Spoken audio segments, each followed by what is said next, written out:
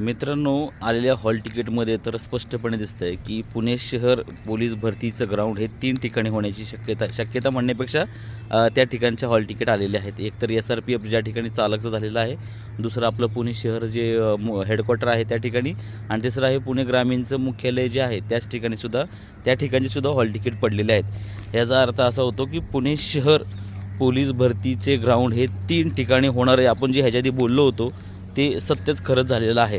त्याच्यामुळं आता मी माझ्या 2-3 मित्रांना पण फोन केले, त्यावेळेस पण कळालेलं आहे की त्यांचं ग्राउंड हे पुणे ग्रामीणला आलेलं आहे. काय 2 जणांचं आपलं आलेलं आहे, ज्या ठिकाणी SRPFचं जे ग्राउंड आहे गट क्रमांक 2 ज्या ठिकाणी चालकचं झालेलं आहे त्या ठिकाणाला आहे. आणि एक कमीत कमी 8 ते 10 जणं माझ्या ओळखीचे आहेत, त्यांचं ग्राउंड राहिलं आहे पुणे शहर आयुक्तालयामध्ये. त्याच्यामुळं पुणे शहर जी भरती आहे जेवढी होईल तेवढी लवकर होईल.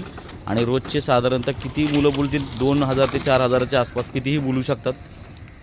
त्याच्यामुळे कुणाचं ग्राउंड ह्या तिन्हीच्या व्यतिरिक्त कुठं जाणार नाही आहे. आणि तिन्हीचं कुणाचा ॲड्रेस जर कळाला नाही तुम्ही मला कमेंट करा, मी तुम्हाला पुरेपूर सांगण्याचा प्रयत्न करतो.